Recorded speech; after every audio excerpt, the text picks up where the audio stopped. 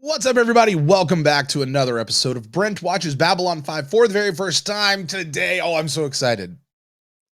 This March to the season finale, this one has felt very drawn out.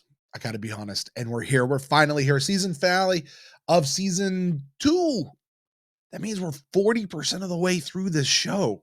40% of the way through this podcast. Oh my gosh. I'm really excited to get into this one.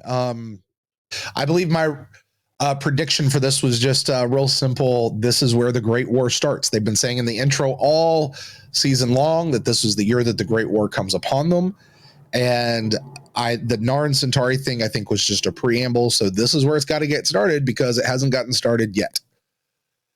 Jeff said he thinks it's going to happen like in the final frame, the final shot of the episode, which would be kind of cool. Outside of that, I have no idea what to expect. So I'm excited to dive in this with you guys. Please, as always, no spoilers down in the comments, but please do comment. I love getting to respond to you guys. And like, subscribe, all that stuff. Keep helping us out. Every time you guys hit subscribe, it really it helps us. So if you guys like what we're doing here, please subscribe, hit that bell icon so you know whenever we go live, you know that whenever we get a new episode that comes out. And please make sure you join us on Monday when Jeff is with me, and we'll dive deep into the season finale. And oh, by the way, you can win that thing right there. Yeah, you can win that right there. All you got to do is leave us a review. Apple Podcast, Audible, Good Pods, Podchaser, Spotify, any of those things. Grab a screenshot, tweet it at us, DM us, email it, any of those sorts of things. We would love to receive that. All of that being said, without further ado, let's jump into this one. The Fall of Night.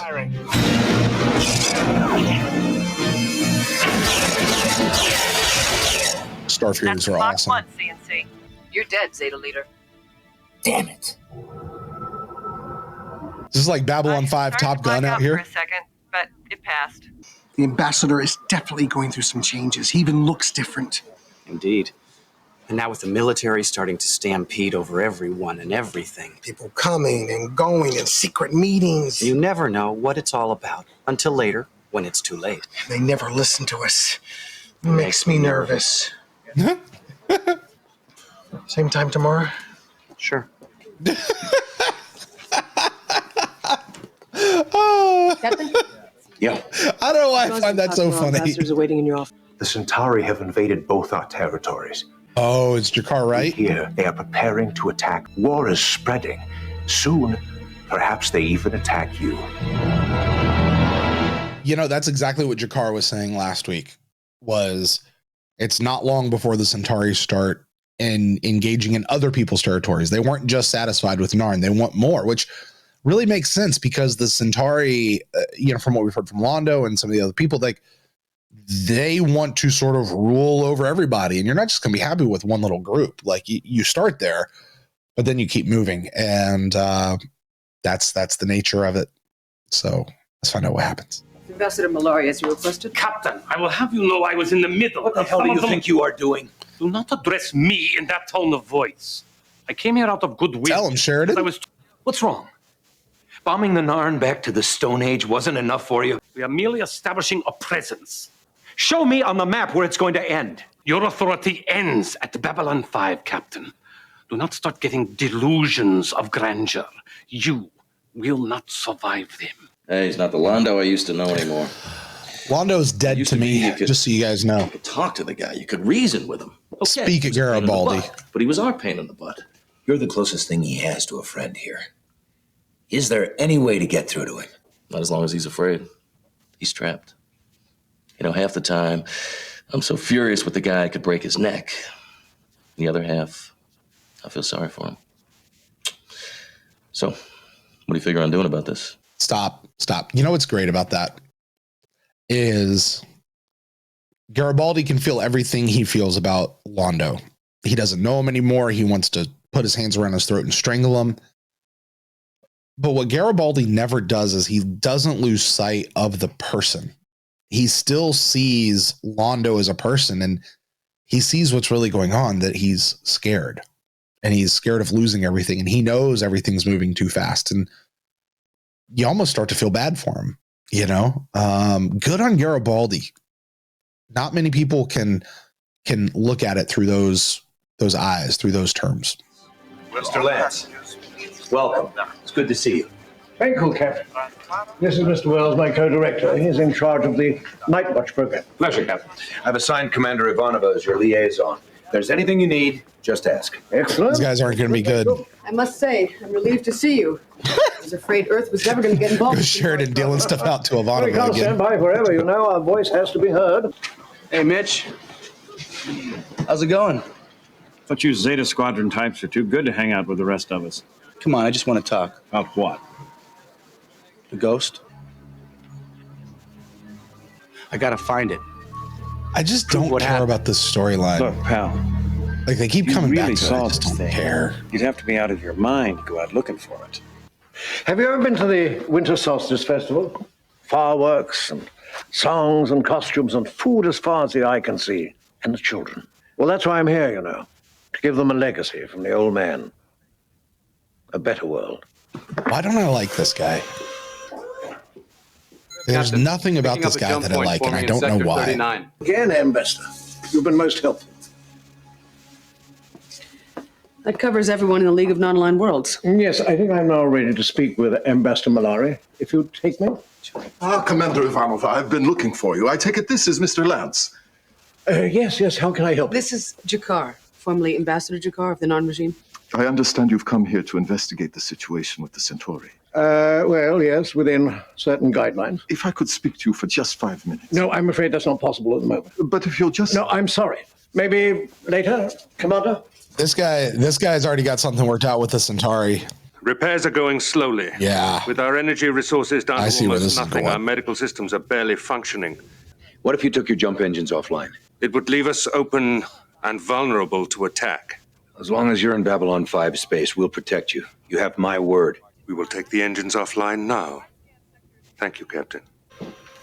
Captain Sheridan, I understand you've been conducting fighter exercises all week. And I've heard from Mr. Wells that you have been using Centauri combat models. Well, with everything that's been going on, it seemed prudent. No, this must stop at once. I'm here to sign a non-aggression treaty with the Centauri. There will be an Earth-Centauri alliance that will guarantee peace for Earth.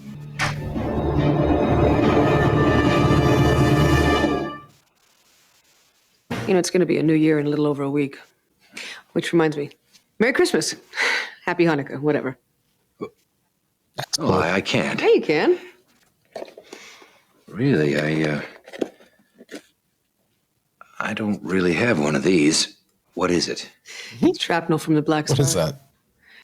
Everyone said it was impossible to take out a Minbari warcruiser. But you did it. The way things are going, I figured it might be nice to have a reminder that the impossible is possible. Captain Sheridan, I have just been informed that you have been sheltering a non-heavy cruiser. You will turn it and its crew over to us at once. Uh-oh. I'm sorry, Ambassador. Uh-oh. Your signal is breaking up. I'll have to call you back. Captain! End. Open up a channel to the Narn ship. Gotta get him out of here fast. The Centauri know you're here. Can you navigate at all? Yes, but Jump point opening. We're taking a position between us and the jump gate, blocking the way out. I gave them my word that we would protect them as long as they're in our jurisdiction. I'm not about to break that promise. Launch Zeta Squad. Tell them to surround the Narn ship. Scrambling fighters.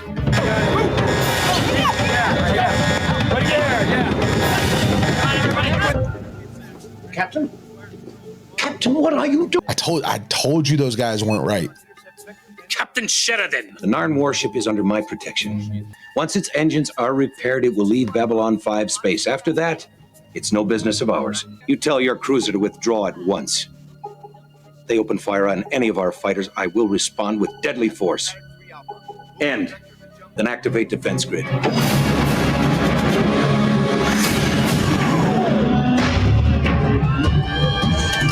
Toward the jump. This is cool. yes, but not Oh very my quickly. gosh, that's Do cool. the best you can. And gun ports are open. Are they targeting our fighters? And us. Return the favor. Target their ship. Zeta Squadron, stand by. We've got an energy spike. Oh, hell.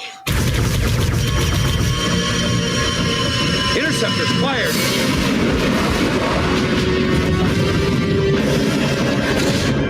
They're literally shooting their bullets out of the air. Wow.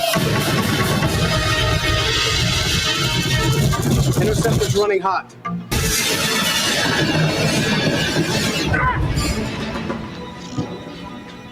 Launch everything we've got. Oh, shoot. Time on target. Bro, target eye. he's in the station. Hold on. That's not going to be good. The Centauri are So now Earth and Centauri are What going was to be I at war. supposed to do? Stand by and let them blow this place to bits? You destroyed the Centauri warship. You're damn straight. And if I Yeah, they hadn't, you shot and I wouldn't first. be here to have this conversation. They fired first. They shot first. If I may interject, Captain Sheridan is correct in his assessment. He acted in accord with Earth Force regulations. I've spoken with the Joint Chiefs, and they support his actions. Thank you. However, the decisions leading up to those actions are another matter entirely. Now, despite their loss, and given the fact that their ship did fire first, they're willing to drop the whole matter in exchange for an apology. Apologize for doing my job like hell. This isn't a request, Captain. It's a direct order from the Joint Chiefs and the President. We've arranged for a meeting of the various ambassadors in 1 hour in the Zendar. They're going to kick Sheridan out of Babylon 5. Offering the olive branch. I suppose this apology is already written? No need. You can phrase the apology any way you see fit.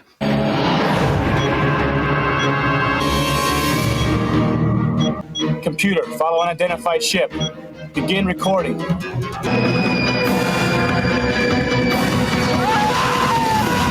Welcome to Kosh. Please watch your step. This Oh, is he gone? area. Oh, his face like burned up. Oh. Sheridan's going to say something that's like going to be the exact opposite of what he's supposed to say here.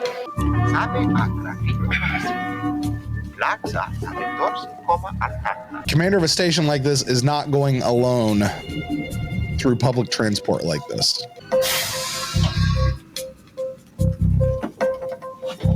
Something's about to happen. There you